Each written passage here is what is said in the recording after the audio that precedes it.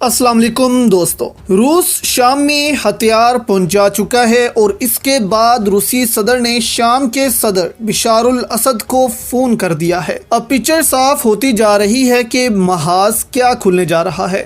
साथ इसराइल ने भी रूस के हमले के पेशे नज़र पूरी तैयारी कर ली है। सारे सिचुएशन आपके सामने रखते हैं और इसराइली पायलट क्यों अपने ही मुल्क के खिलाफ मैदान में आ गया है, इस पर भी बात करेंगे। डिटेल्स में आगे बढ़ने से पहले दोस्तों इस वीडियो को लाइक भी करें। अब हथियार पहुंचाकर रूस ने एक वाजिया पैगाम तो दिया ही दुनिया को कि इसराइल को अपनी जारहियत बंद करना होगी, फ़लस्तीन के साथ हम खड़े हैं। अब आज सदर पुतिन ने फ़ोन कर दिया शाम के सदर बशारुल असद को और दोनों ने इत्तफाक किया कि फौरी तौर पर जो है इमदादी सामान वो गज़ा को अब भेजा जाएगा। फौरी तौर पर मतलब है फौरी तौर पर। इस वक्त मिस्र से एक भी ट्रक इसराइली इमदाद का जाने नहीं दे रहा। अब रूस इसमें कूद पड़ा है और फौरी तौर पर कहा है कि हम तो इमदाद भेजेंगे, हमें कोई रोके ना। और दोनों ने इत्तफाक किया कि फौरी तौर पर गजा में जो बम्बिंग हो रही है उसको रुकवाया जाएगा इजराइल की जानिब से। अब ये फ़ोन कॉल दोस्तों क्लियर पिक्चर पेश कर रही है कि रूस इस मामले को पूरी तरह से मॉनिटर कर रहा है। वो ऐसा हल चाहता है इस मामले का ताकि इसराइल के साथ फिर अमन कायम करने का ख्वाब आसपास के ममालिक भूल जाएं।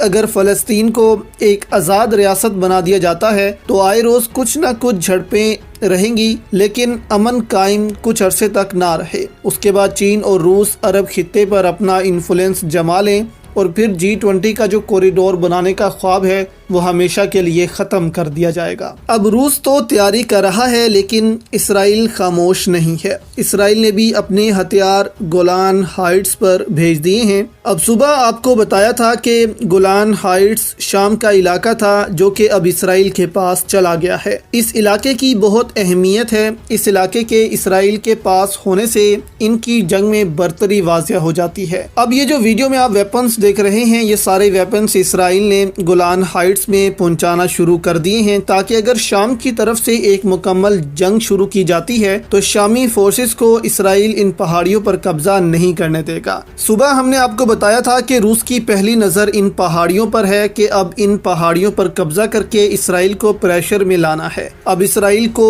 इस कदर खौफ है कि हर तरफ से जंग इसराइल पर मुसल्लत हो रही है, इसलिए बहुत सी सरहदें जो हैं वो अब खाली हो रही हैं इसराइल की। इस वीडियो में आप देख सकते हैं कि हमास के लोग आसानी से इसराइल में दाखिल हो रहे हैं जहां से उनको दाखिल होने नहीं दिया जाता था, क्योंकि इसराइली फ़ौज इन इलाकों से भाग चुकी है। इनको मालूम है कि एक साथ आगे बढ़ेंगे तो बचेंगे, अकेले अकेले मारे जाएंगे। इसलिए बहुत सी ऐसी चेक पोस्ट हैं जो इसराइल और फ़लस्तीन की सरहद के पास हैं, वो इसराइली फ़ौजी छोड़कर भाग गए हैं अपनी छावनियों में और एक साथ इस वक्त बैठे हुए हैं ताकि एक साथ जंग लड़ी जाए। तो इस कदर खौफ है इसराइलियों पर कि वो अब अकेले रहना नहीं चाहते और यहाँ पर हमास के लोग दाखिल होते हैं इसराइल में और इसराइल के लोगों को यरगमाल बनाकर अपने साथ ले जाते हैं ताकि इसराइल पर मजीद प्रेशर डाला जाए कि वो अपनी जहरियत से बाज रहे। अब एक दोस्तों इसराइली पायलट भी इसराइल के खिलाफ सामने आ गया है, जबकि आगे आपको मैकडोनल्ड बाइकॉट से मुतल्लिक भी अहम खबर देंगे कि मैकडोनल्ड को चंद दिनों में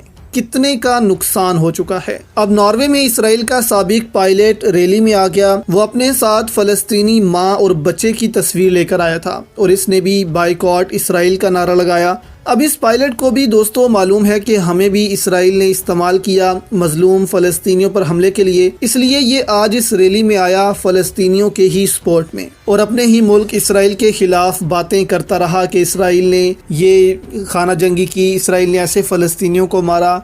तो यहाँ पर इस पायलट को भी दोस्तों ज़रूर अपने किए पर पछतावा होगा कि उसने भी इस जंग में इजराइलियों की जानिब से फ़लस्तीनियों का खून बहाया है। दूसरी जानिब आपको बताएं कि मैकडोनल्ड इस वक्त परेशान है। पूरी दुनिया में इसका बाइकॉट किया जा रहा है सिर्फ इस वजह से कि इसराइल में मौजूद मैकडोनल्ड ने اسرائیلی فوجیوں کے لیے فری کھانے کا اعلان کر دیا تھا۔ اب عرب کنٹریز، پاکستان، مسلم دنیا، اس کے علاوہ میکڈونلڈز کا بائیکاٹ جو ہے وہ مغربی ممالک میں بھی ہوا، کیونکہ بہت سی ایسی کمیونٹیز وہاں پر رہتی ہیں جو فلسطین کو سپورٹ کرتی ہیں۔ اس وجہ سے انہوں نے بھی میکڈونلڈز کا ان چند دنوں میں بائیکاٹ کیا۔ اب اس چند دن کے بائیکاٹ نے دوستو خبریں آ رہی ہیں کہ میکڈونلڈز کو تقریباً $20 ملین کا نقصان پہنچا دیا ہے، جس وجہ سے میکڈونلڈ کمپنی اپنے ہوش و حواس کھو بیٹھی ہے، اور میکڈونلڈ کمپنی کے حیران کن طور پر شیئرز کی قیمت بھی نیچے آ رہی ہے، کیونکہ یہ کمپنی زیادہ تر شیئر ہولڈرز چلاتے ہیں۔ اس وجہ سے اس کے جو شیئرز ہیں وہ بھی نیچے آتے جا رہے ہیں،